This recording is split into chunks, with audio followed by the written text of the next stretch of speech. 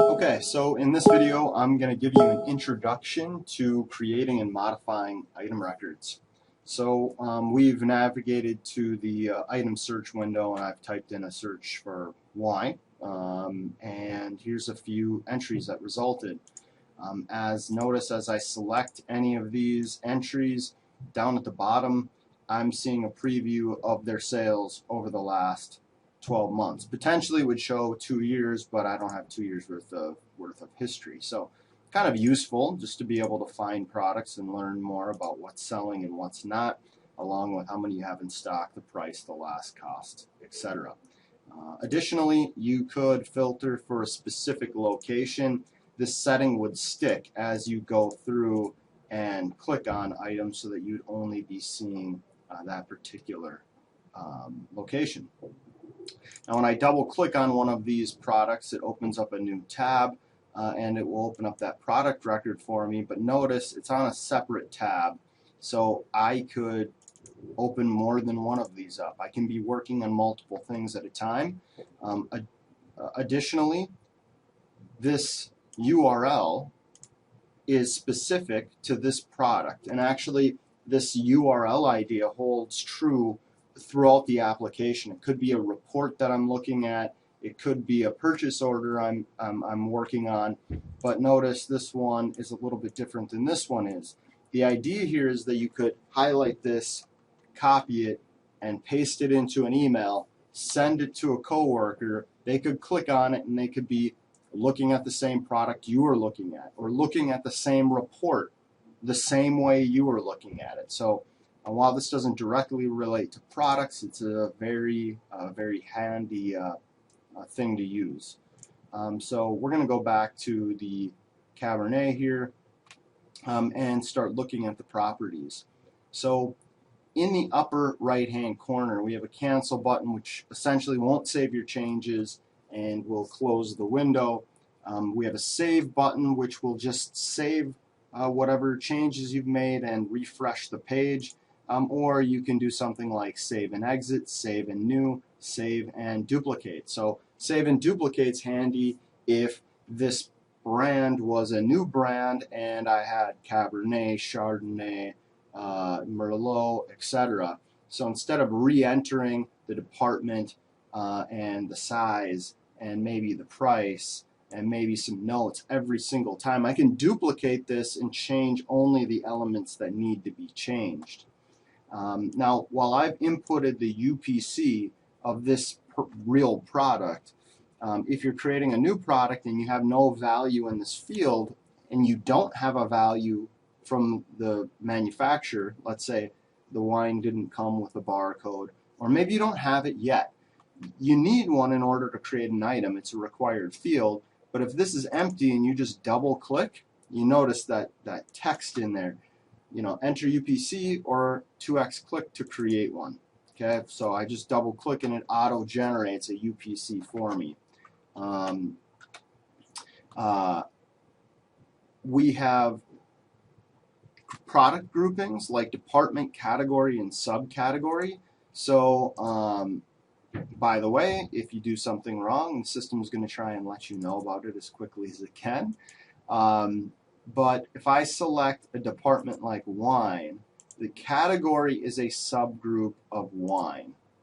Okay? And subcategory is a subgroup of category. You don't need to use all three of these, but the more narrowly you define these, the more useful it may be. Now, the use you get out of something like a department, category, subcategory is that you can group this data together on reports, or you can use it in filters for things like a discount scheme. Cabernets are going to be 20% off next week, or you could tie a button to it at the point of sale, like click a button and it will bring up only my Cabernets. Okay, so these are our hierarchies: department, category, and subcategory. This little button right here, you kind of have a little bit of a description there as well. But if I click on it, I can add free form tags. So this is kind of an unstructured category. So I've seen people use these where they, add some type of special flag to an item, again, for reporting purposes, or maybe as a way to exclude certain products from discounts. So maybe you do say, my Cabernets are all on sale next week, but there's 5 of them, and those 5 are kind of random that I don't want to be a part of this discount. So I might call it, no, President's Day sale discount or something, or whatever you want, and then that can be used to exclude those items from that discount, or maybe include, again, tie a button at the POS to them for a quick pick list or what have you.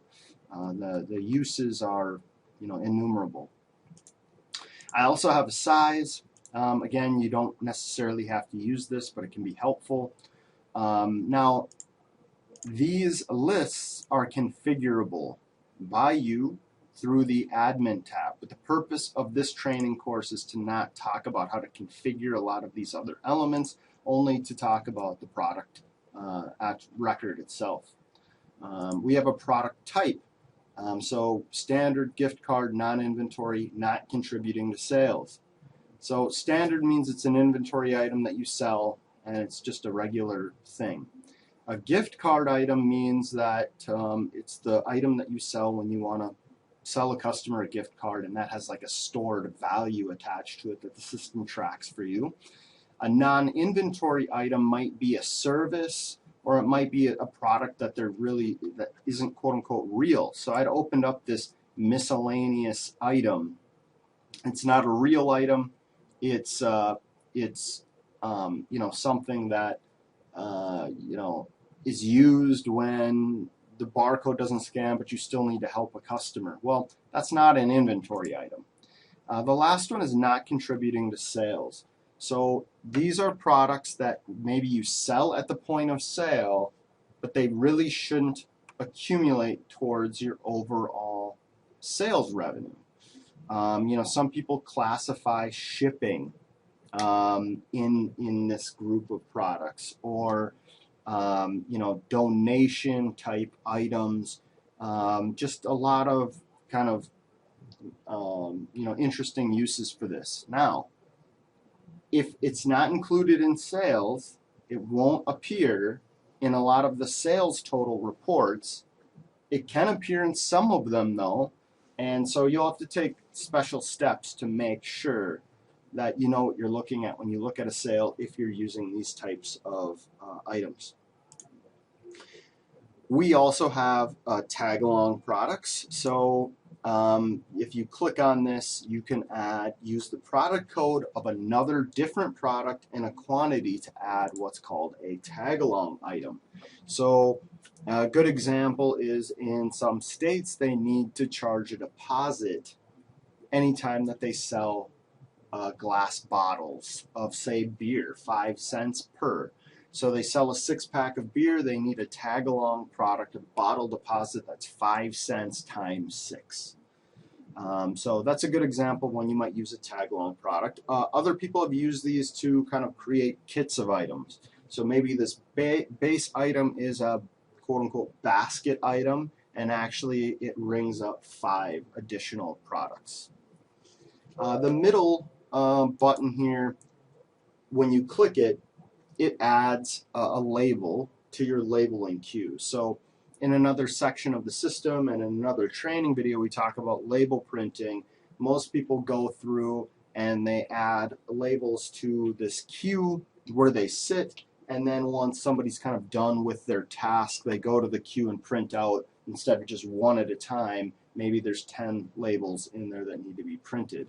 Now, when I click this, it added this message that's docked to the top.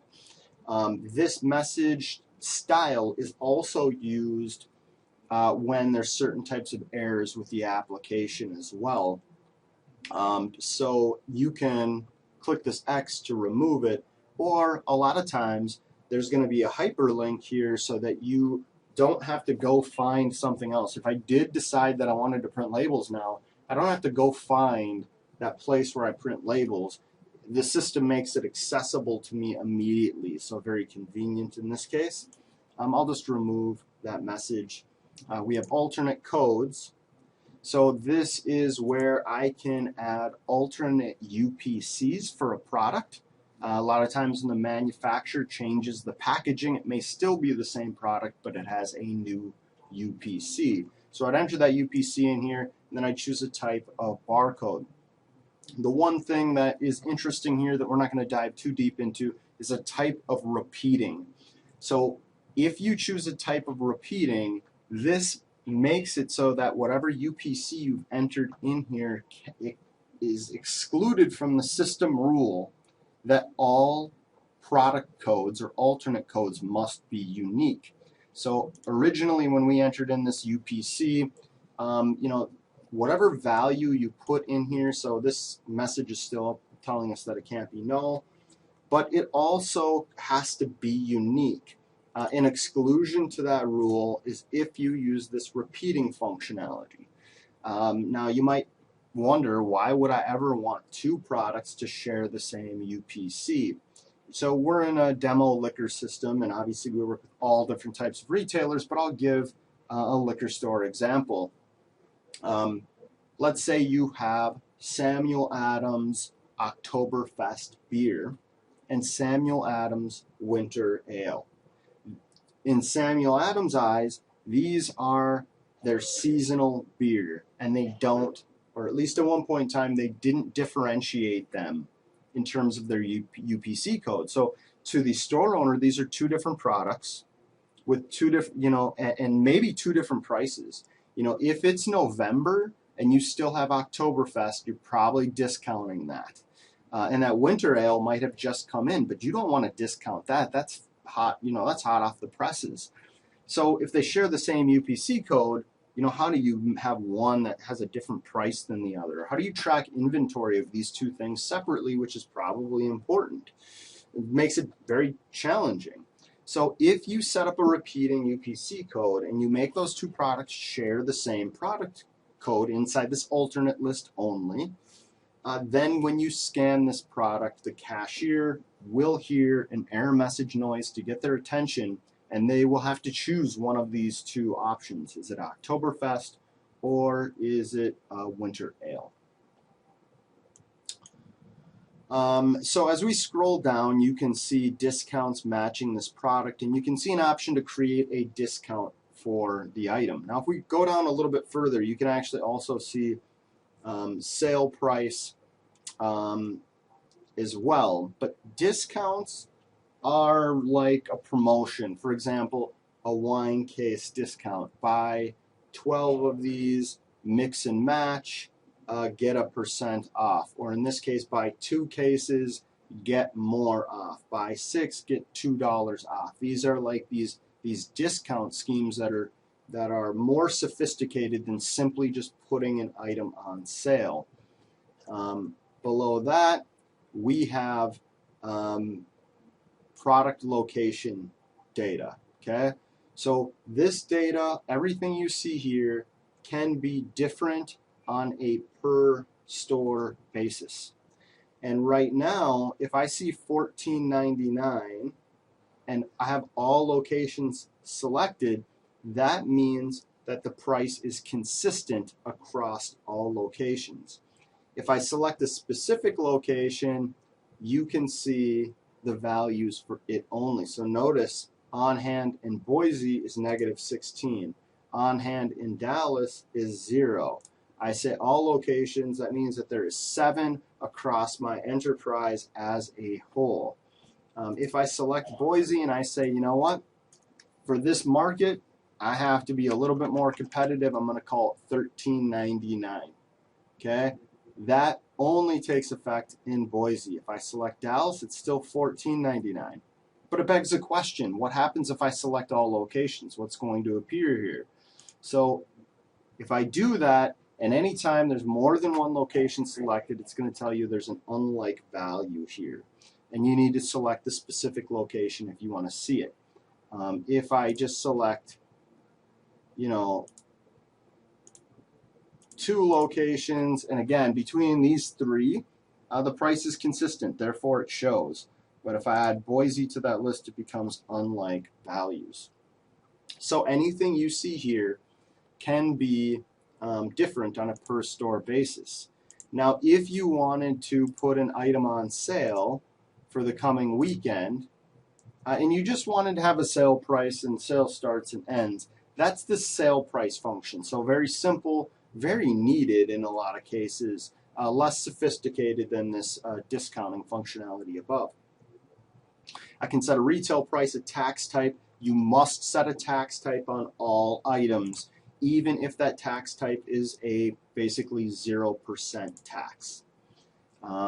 We have price levels, so these can be used if you want, say, certain customers to get a special price. So you could create a customer record at the point of sale and say that they get price level A. And by the way, if price level A is 0, they'll get regular price. It'll always revert back to that regular price.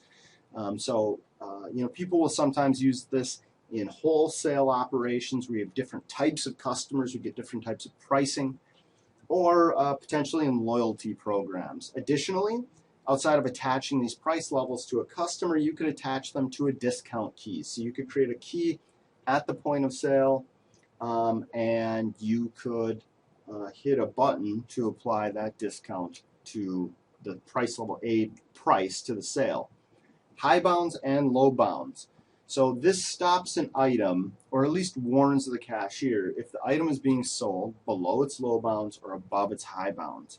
Most people kind of get the gist of what they could do with low bounds, but they're not really sure why high bounds would be valuable.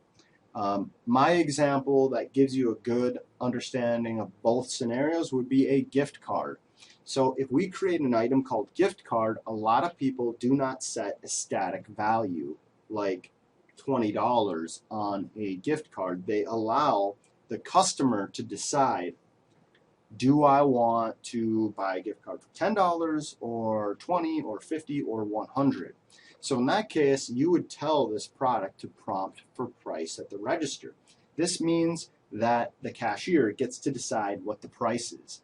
If you define a retail price and you set it to prompt for price as well, that retail price will serve as the default, but the cashier will have control over modifying that price to something else if they want. Interesting little trick. If you set the retail price to be -$1 and it's prompt for price, then any value that the cashier inputs will be multiplied by -1. The example there, things like lottery tickets. Somebody wins $20, you're going to need to pay them $20. And so you might have a lottery payout item, and you don't want the cashier to have to input a negative sign, right? So they just put in lottery payout $20, and it gets multiplied by -1 for -$20. That's also an excellent example of an item that you would want to set to be not contributing to sales. Just because you paid somebody else in lottery ticket money does not mean your sales went down. So to go back to high bounds and low bounds and the gift card example, gift cards cost, 50 cents, $1 to have printed. I mean, they're not cheap depending on what you do. So you probably don't want a cashier selling a gift card for $2. 50% of the value would be the card itself. So you'd set a low bounds of, say, $10. You shouldn't sell a gift card below that level. High bounds, same thing. For liability reasons, you may want to stop a cashier from selling a gift card for over $100 or $500 or whatever it might be. That could create some accounting liability issues, so you'd place a high bound value on that. If you notice that the average cost and the on hand are hyperlinks, if I click on them, I can see a record of all the activity, inventory activity around this product. So I can see that it was sold, and I could scroll down as well, and I can see that there's a manual adjustment made on this day, on this time, purchase order on this day, on this time. Notice that I can click on these hyperlinks and I could drill down into the actual event. So I'm going into the purchase order where this happened. So the scenario where this is really handy, somebody says my costing is not correct. Why is my cost showing as $8.99? Well, I can go in here, I can see the purchase order where the cost got set to be $8.99. I could drill down into the purchase order, and as a matter of fact, if I have permission to do so, I could even change that purchase order cost right then and there. You can also see this adjust button. So I have to, before I can do any kind of adjusting, I need to select a location. So if I click Minneapolis, this list is filtered only to that location. Again, also helpful. Additionally, I can see the quantity on hand after a given event occurred. So I can see that last week, or on 7/28, I can see that the quantity on hand for this product would have been 34 in Minneapolis. Pretty nice that I can go back in time and understand what my inventory values were and why do I only have one of these on the shelf when I think I should have two, etc. But notice once I select a given store, I can adjust my quantity on hand if I want to. When I click adjust, it's going to, it's not going to do anything because I didn't change this, but we'll say that there's only 20 in stock. I'll click adjust. That adds a row to the list. The quantity change is -3. It took it from 23 to 20, like I said, meaning the quantity change is 3. I could even modify the date and time when this adjustment occurred and the costing associated with this adjustment. So that's how I would adjust a quantity on hand, or hypothetically a cost if I needed to. Yes, I'm going to cancel the changes. You can see there's some other flags like do not allow discounts at the point of sale. This means that I could apply a sale price from the back office, but under no circumstances could a cashier manually adjust the price of this product. And then I can also determine whether or not a product is available at a specific location. So if I choose Dallas and I say this product is not available here, then cashiers would no longer see it when they go to search for products at the point of sale. I have some additional settings like whether or not I can change the price, I can change the quantity at the point of sale. I could make it so that it's not searchable even though it is available. Again, kind of goes back to that search functionality. I can assign a specific task pad to appear when this product is sold. So if I sold a stereo for somebody's home, a home theater stereo, I could potentially have a task pad that would have warranty options that would appear, making it very, very simple for the cashier to add those items to the transaction. Or if I add an item to the transaction that is service work, let's pretend I'm a bike shop or a locksmith. If I add an item to the transaction for service work, there might be a whole bunch of additional options or parts or things that I need quick access to. And so when the service item is highlighted at the point of sale or sold, at that moment in time, the menu that the cashier sees can change. I also have something called a selectable attribute form.